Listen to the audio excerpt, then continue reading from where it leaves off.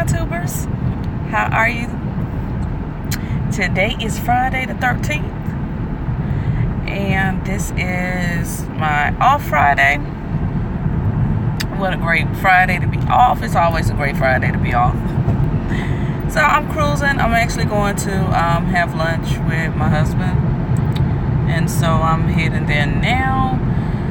I had to get out of the house because we have a contractor that's over, and he's doing some work in the house, and it's just like putting my anxiety in overdrive. I mean, it is just like so much stuff, and then it seems like every 5 minutes he has a question, and so it's just like, okay, you're asking me these things, but you and my husband just like had a discussion. You guys just had like a sit down talk and breakdown of everything. Of everything that needed to be done. Like you all had this discussion already.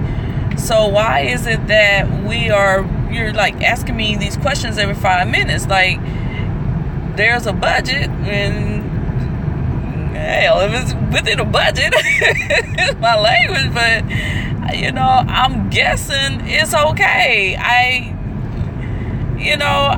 My thing was you're supposed to be repairing and fixing pretty much everything that we've asked you to do, which we don't have a lot in the house to do. Well, I'm gonna take that back.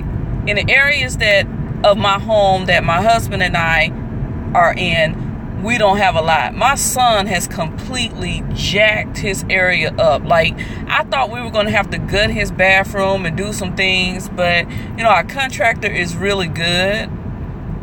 So he was able to come in, and instead of replacing a whole lot of stuff, just get it up to where it needs to be. And it's just upsetting that to go in there and see that he's done that to his room. It's just like, dude, you're 20 years old. Why in the world does your area look like this? Like, you really, hey, stop, drop, and roll on. How are you? Thank you so much. Thank you. Yes, these house repair woes are killing me. It's just one of those things where I think on my last live before my live cut off, I was discussing getting into anxiety. I was diagnosed officially with anxiety issues back in March. There were some things we were trying to look for a home. There were some things going on with my husband's last job. It was some personal things that went on that triggered my anxiety that I was kind of unaware of. Let me take that back. I've always known that I've had something going on with me. Like, I've always known that I've had anxiety ever since I was pretty much in high school. And the way that I knew it is that I used to worry about stuff. Like, I used to completely worry about things that I didn't think like other teenagers worried about. It was almost like I carried the world on my shoulders. Any little thing that happened would cause me to go into an overdrive of worry where I couldn't sleep good. And when I have anxiety or when I'm going through something, I don't eat. It's like I can't eat. I don't have an appetite. So it was me going through something like that at a young age, and I knew something was wrong. That you're right. It was just so much going on at one time. That's so true. I just kind of knew something was going on when I was young. Like, I used to go, man, when I tell you guys, I used to go into worry overdrive. I mean, I was doing this at like 15, 16, because my mom is an excitable person. So any little thing triggers my mom to be, really excitable and, kind of dramatic. I used to always call her, a drama queen. Like, Mom, you're so dramatic. But it's just like, it was always something.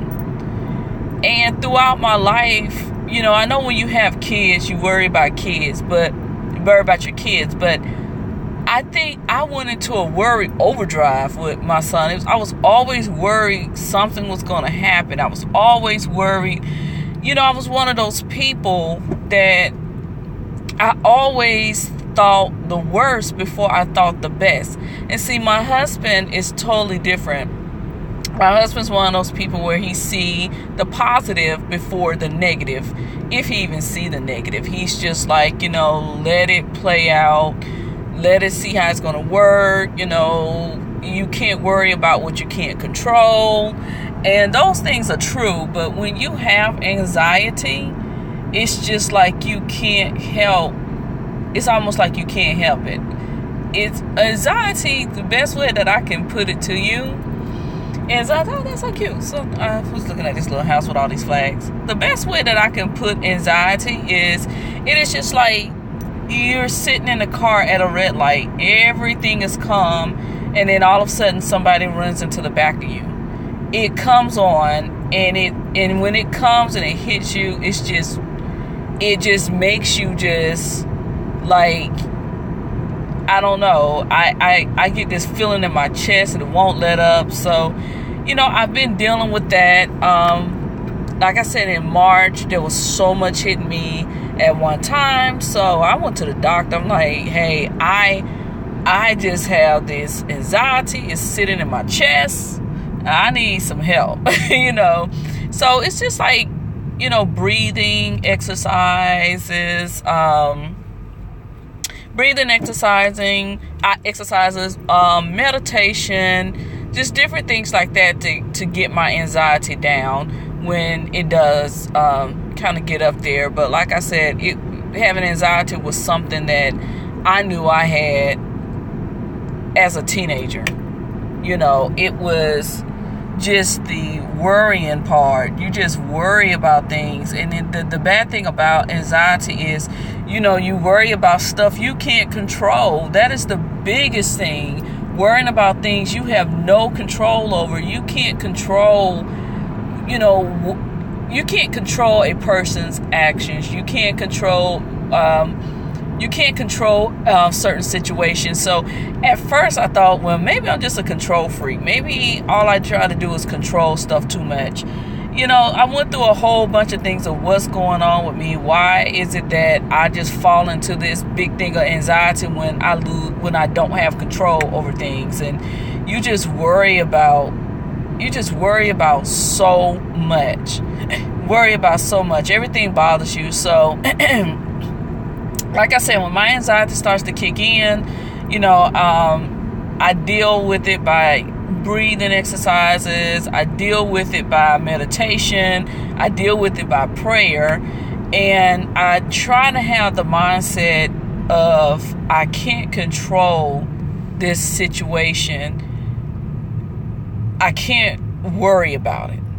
Worrying is not gonna solve anything. So what I had to start doing is sitting down. If something comes at me and hit me really hard, sit down and figure out, where do I go next? How do we move forward? And so, and when your children get older, you think your stress level gets away. You think your stress level is gone.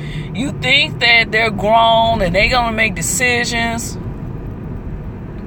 I think I didn't worry about my son more as a 20-year-old than I did when he was a child, preteen, and teenager living in my house. And once again, I think that's the whole control thing. I think once again, it's me knowing that when he was in my household and I was pretty much making the rules, calling the shots, being his guardian, and being responsible for his actions, because as a parent, when they do stuff, especially as preteens and teenagers. You're responsible when you feel like you are, where you know, society makes you feel like you are too. But, you know, you do take a responsibility for your children when they're younger, like knowing where they are. You know, certain things I didn't allow my son. I had a strict curfew. I didn't allow him to do a lot of things at late at night. You know, my son wasn't like the 16 to 15-year-old that's out midnight, 1, 2, 3 o'clock. And I didn't tolerate that. And even at 20 years old, I still have rules on my household. You know, 2 and 3 o'clock in the morning, you're not walking in and out of my house. That's just is what it is. You're not walking in and out of my house. You know, I'm gonna be real honest with you. I don't want my door opening at my house. Midnight is stretching it, because you walking in and out of my house. What are you doing that you're walking in and out of the house at that time of night? No, I just have these rules in my home. I don't know, maybe it's a control thing again, but, you know, when I can't really see what he's doing, when I can't really, you know, treat him like a kid, I worry. And like I said, you know, like I told my doctor, I said, is that anxiety? Is that being a control freak? Yeah, it's really hard. It's not easy. It's not easy. And it's so true. It's not easy letting the rings go, but I know that I have to. It's just that, you know, our children at his age, you know, when I was 20, and that was back in the mid to late 90s, telling my age, we were a different group we were different. You know, it's just a big difference now with millennials than when we were coming up. You know, when I was coming up, we didn't have social media. Social media didn't influence a lot of the things that we did. I'm sorry. We didn't have those. We had peer pressure, but, you know, thank God we didn't have social media. I think in this day and age with social media and our kids, it's just really making them do things. Like, you know, you have this new thing now with this guy, Boot Gang, and he's funny. You know, he does some things and it's funny. However, it's making our kids think that you can do stuff like going to stores and steal things and run out of stores with stuff, or, you know, go to went to Krispy Kreme one time and took a tray of donuts and ran out the door. Or, you know, he goes and what he does is he does these little schemes where he runs off on people, like he snatch and run. And so, you know, I'm noticing on social media with some of the younger kids, you know, that they are really looking at this and they're taking this really serious. Some have even tried it. We had a few come into, you know, the place of work and tried to do that. And it's like, wait a minute, what are you doing? You can't, like, this is not funny. Like, he's feminist, and, you know, he's making money off of this, and he's a comedian, and he's, you know, he has an album coming out, and he's doing these things, and he's getting, you know, I don't think that he's doing these things and this is real. I think that, you know, this is just straight for social media. This is, you know, to, you know, boost his career. But if you come into the job and, hey, works hard, thank you. If you come into the job and you snatching stuff and you're running out, you're going to jail. Like, you're going to get in trouble. Don't let what you see somebody on social media that's getting paid for stuff, works hard. What we're talking about is just like the influence of social media. We were talking about, you know, me being diagnosed with anxiety, but now we're talking about the influence of social media. Not sure if you heard of a guy named Boot Gang, this young guy on social media who films himself pretty much snatching stuff and running. He went into Krispy Kreme and he snatched a tray of donuts, took off running. he does this a lot. He went into a tattoo shop and he was supposedly getting a tattoo. And after the tattoo artist finished, he ran out the door and didn't pay the guy. In a nutshell, he takes things or gets services and he doesn't pay for them. He takes off running. And he films himself and he puts this on social media. Now, is he doing this stuff for real? I'm not sure. And yeah, basically in a nutshell, it's stealing. That's really what it's called, what it is. So I don't know if he's doing these things and he's filming himself and this is just a scheme and the people that he's doing this with, they're in on it. I did read in the newspaper a couple of times where I think he was arrested once or twice, but I was just saying that we had some kids come into my place of work and tried to do the same thing. They ran in and they tried to snatch the books or they tried to run out. And we have a system, we have an alarm system. I'm in the library and we have an alarm system. So when our books are not desensitized, the alarm goes off. If we ask you to come back and you don't come back, you've just stolen our books that you can check out for free. So, the whole thing is we tell these kids all the time, you're looking at social media, you're looking at these shows, you're listening to this music and you think that this stuff is real, you're going to go to jail, okay? You're going to go to jail trying to get likes on social media. You're going to go to jail for stealing books out of a library. You're going to go to jail if you go somewhere and take something from a store and run off with it. Or if you take something from somebody, worst case scenario, you could possibly lose your life. Because he doesn't just do this to businesses, he does this to people. If somebody is selling a cell phone or whatever and he wants to see the cell phone, he's snatching and he runs. And social media is everything. It definitely can't be the devil.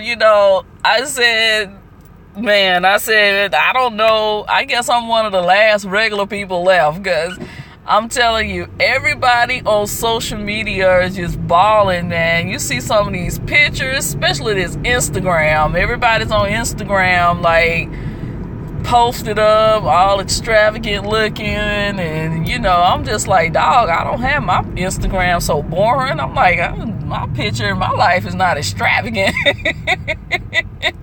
I'm just somebody sitting here with anxiety trying to get ahead every day. But yeah, so I'm just so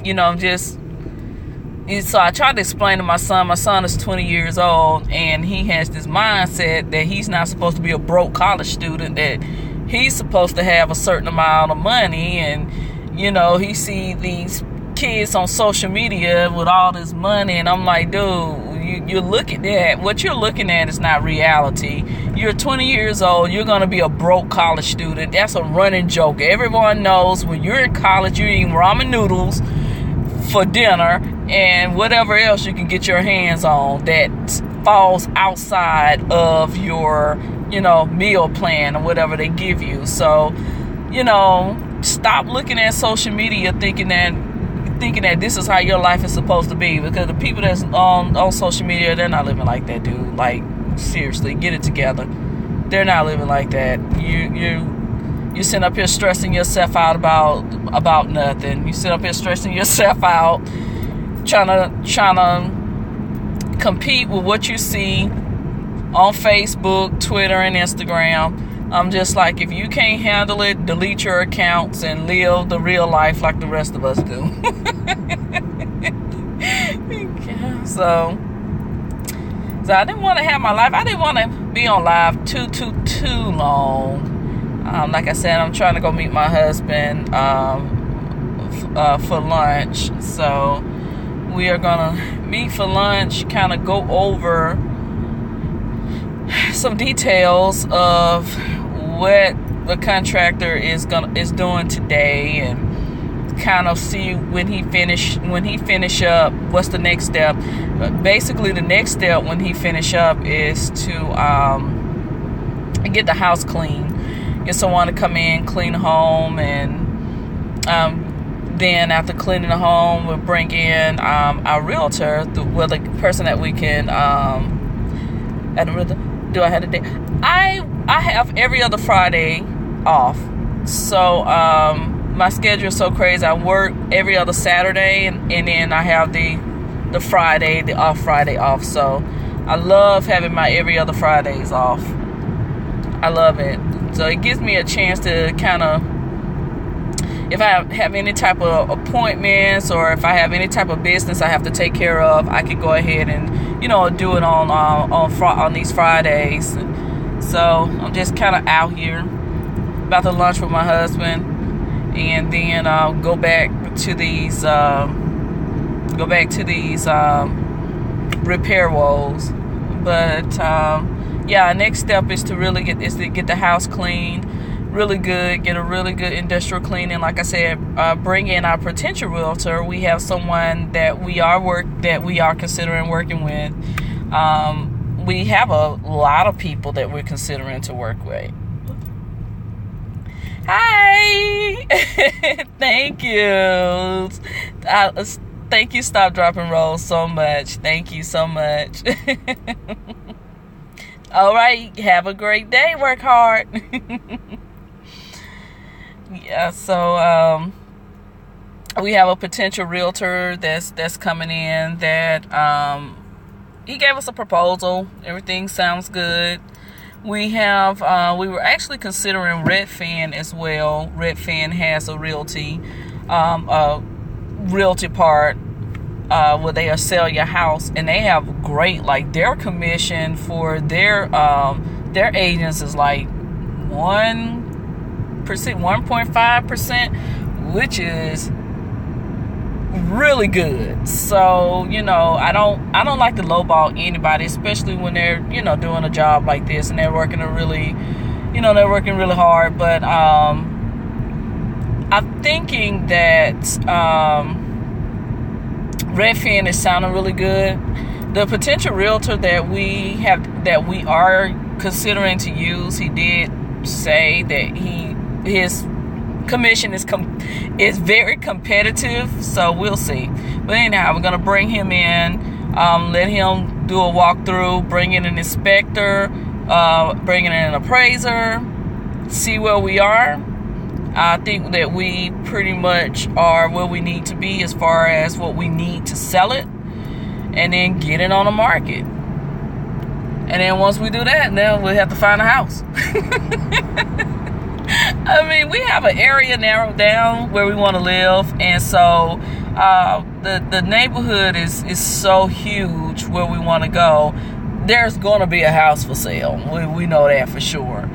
But we want to get our house pretty much on the market first, because we were so upside down, y'all. When this market crashed, we were so upside down. Right now, we're just trying to make sure that we don't want to break even. We want to make a little something, but so we want to make sure that we can walk away with a little change in our pocket. So, you know, we'll very bad. So guys, I'm going to go ahead and finish up this live, and I'll talk to you guys later. Bye.